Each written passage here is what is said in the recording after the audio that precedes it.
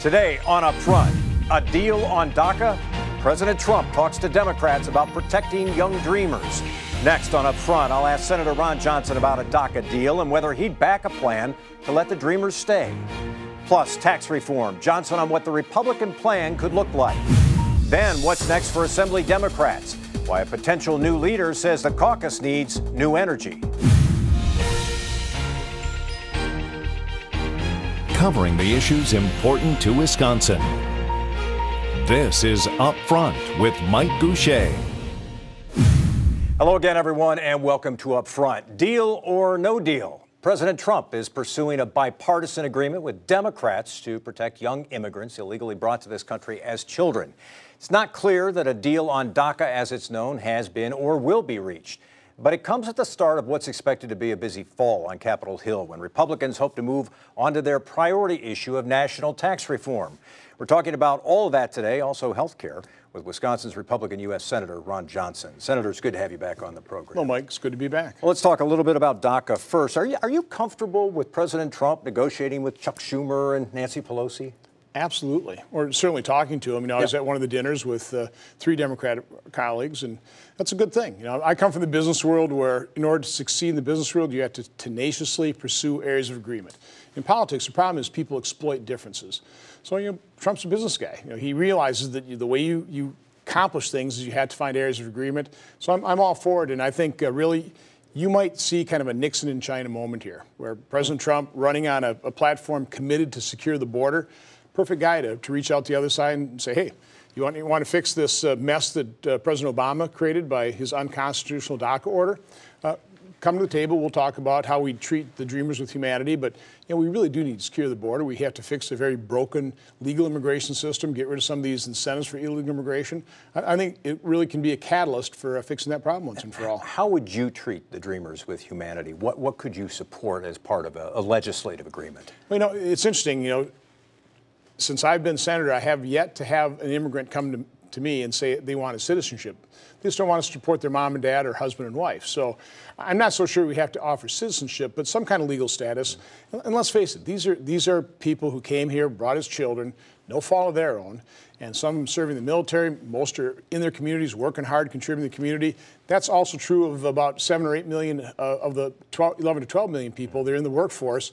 We will treat those individuals with humanity, but we have to secure our border for a host of reasons. Our drug problem, Homeland Security. So we finally have an administration committed to doing so, which is the first step. Once we do that, I think America really will support treating those folks with humanity. Would you be okay if legislation did not include funding for a wall right now? Maybe that would be taken up at a later time. There will be funding to secure the border. Again, I've always thought the wall was a metaphor for securing the border. Right. We do need better fencing, better barriers, maybe some walls. But we also need technology. We need greater manpower, but we primarily need is a commitment to secure the border. We haven't literally had that for decades, which is why the American public has not supported a full-blown comprehensive immigration reform bill. We have to first start with securing the border. I got to ask you about health care, because in the past week, you and Senator Graham, Senator Heller, Senator Cassidy introduced your own form of health care legislation that would, as I think you described it, replace the architecture of Obamacare. And you would do that by giving states block grants. They could devise their own health care systems. Is there any chance that's going to be taken up by Congress in the next couple of weeks, and any chance of passage? I think there's actually a very good chance at this point in time. I've been on the phone all day long and talking to colleagues. We're getting support of Governor Walker, Speaker Ryan. It's just gaining support because it makes so much sense. It would take the spending of Obamacare, literally not reduce it by much, and block grant that to the states. Right now there's 3 states, California, New York, and Massachusetts, about a little over 20% of the population. They get 37% of Obamacare funding. So a lot of states like Wisconsin are really disadvantaged. This bill block grants that money to the states and creates some real equity. That's a very good thing and gives governors greater flexibility. I just happen to think that governors and state legislators won't forget the forgotten men and women. The folks that Bill Clinton talked about. They're busting it, working 60 hours a week. Their premiums have doubled, coverage cut in half. That's a one-size-fits-all program governed out of Washington, D.C. that's forgotten those men and women, I think states will do a far better job. How close are you to having the number of votes you need? And what do you do about somebody like Rand Paul, who says he's not going to vote for your legislation? It's Obamacare light, he called it. I'm hoping once we get about 48, 49, and we're down to those last couple. Are you close to that right now? I think we really are. I think we're probably down to 3 or 4 that are on the fence, and it's put on the floor, and the decision really will be: are you not willing to support federalism?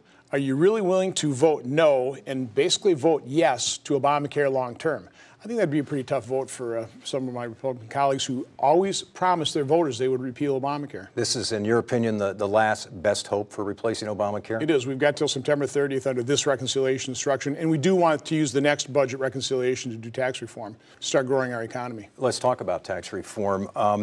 You're a deficit hawk. As long as I've known you, that's been a big concern of yours, the nation's debt and our deficit.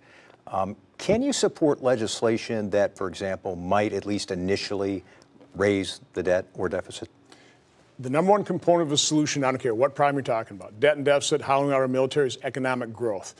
One of the components to growing your economy, after reducing the regulatory burden, is having a competitive tax system. Right now, ours is not competitive. So we need pro-growth tax reform, and the whole goal of scoring a tax proposal is to have a revenue loss scored on a static basis, and hopefully that loss more than made up for by dynamic growth. If we go from 1% to 2%, or from just 1% growth, from 2% to 3%, that's like $14 trillion of added economic activity over a decade. That would put $2 to $3 trillion into the revenue, into the federal coffers. That will completely make up for any kind of static revenue loss. So now it's all about dynamic scoring, but it's all about having a tax reform proposal that will promote economic growth. By the way, that's how you end wage stagflation as well. Grow the economy, businesses start humming along, and they'll actually have the funds to increase wages and benefits. People are wondering if this is just going to be a tax cut proposal or if it is genuinely going to be tax reform. What do you think? Well, I would love to be talking about tax simplification, tax rationalization. And obviously, there's going to be rate cuts because we have to. We're not competitive. Overall, for everyone or just for certainly in terms of business taxes. Okay, and President Trump is pretty committed to middle class tax cut as well. So I don't know how it all comes out in the wash. I've got my own ideas, but just like in healthcare, I'm not going to make the perfect be the enemy of the good. I'm going to look at whatever tax reform proposal that's on the floor before me to vote. Is it going to be pro-growth? Is going to put us in a better position today than we were yesterday. On the issue of how we pay for this, Republicans in the past have been reluctant, I think, to raise taxes on the wealthy. They've been reluctant to get rid of something like the mortgage interest deduction. Do those things have to be on the table to pay for this? I understand growth is part of it, but do those things have to be on the table? Well, if you start talking about broadening the base, which is you start taking away some of these deductions, that's in exchange for also lowering rates. Just rationalize the tax system. From my standpoint, on the individual basis, this is what I'm proposing. It's hard to get it scored, but just make it optional. If you like your tax preference, go ahead, be my guest. You can keep complying with 70,000 pages of just mind-numbing complexity in your tax code, or you can choose this elegantly simple tax system. Now, I'm not sure that'll gain traction, but that's my idea on the individual tax side. On the business tax side, I would treat all businesses equally. I would make C-corps, pass-through entities, make the owners pay the tax on corporate income. 81% of businesses are taxed just like that. It would be a true Warren Buffett tax. Stick to Warren Buffett. You would start taxing business income at progressive individual rates. But again, I'm going to be supportive of whatever the House, the Senate, and the White House, puts together. You're going to get it done? Oh, I believe so. Particularly the lack of success we've had with health care. Now, I'm hoping we'll have the success in the next couple of weeks. That would be a huge springboard for success in tax reform as well. Senator Ron Johnson, the Republican from Oshkosh, good to have you back on the program. Appreciate your time today. Have a great day. And we're making my entire interview with Senator Johnson available on our website. We're talking about the U.S. response to North Korea. You'll find that on the Upfront section of WISN.com. Coming up, a closer look at Wisconsin's 2018 U.S. Senate race and why a respected pundit rates it lean Democrat. But first, Assembly Democrats' leadership shakeup. I'll ask State Representative Gordon Hintz how he'd lead the caucus. That's when Upfront continues. Upfront with Mike Goucher, brought to you by the American Transmission Company and the Wisconsin Corn Growers Association.